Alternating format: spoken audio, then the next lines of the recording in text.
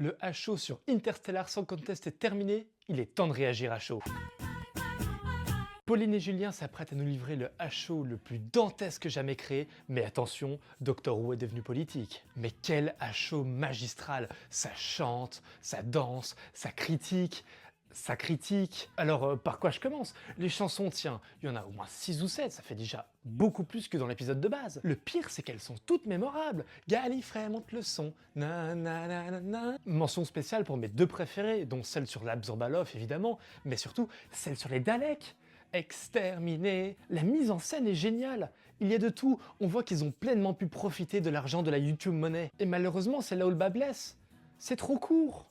Alors oui, je sais que c'est pas du goût de tout le monde, mais qui n'aurait pas voulu voir 10 minutes de Julien qui chante l'hymne des adiposes? Bon, pour en venir à la critique, c'est toujours aussi bien argumenté. Vraiment, pour un épisode aussi dense, chapeau d'avoir réussi à tout mettre. Mention spéciale pour toutes les remises en contexte faites par Pauline durant tout le long de la critique, parce que honnêtement, il y avait beaucoup à gérer, beaucoup à expliquer, et l'œil expert de Pepperpot n'échappe à personne. D'ailleurs, moi aussi, tant que j'y suis, je vais faire une remise en contexte. Est-ce que vous connaissez Pepperpot?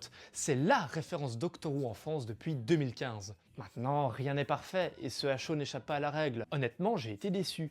On m'a promis plein de tripes, de sang, du sel. Si Madame Flood était la Rani, ça allait être le HO le plus salé de l'histoire de l'humanité. Et honnêtement, c'était très bienveillant. À la place de ça, on a eu une explication constructive sur l'implication d'Israël à l'Eurovision, mais Pepperpot est-il devenu politique? Elle est bien loin l'époque du Day of the Pepperpot. Mais le pire dans tout ça, c'est l'invisibilisation du point le plus important de l'épisode. Dougadou! C'était l'élément le plus resplendissant. Je n'avais des yeux que pour lui, et je pense que la communauté entière.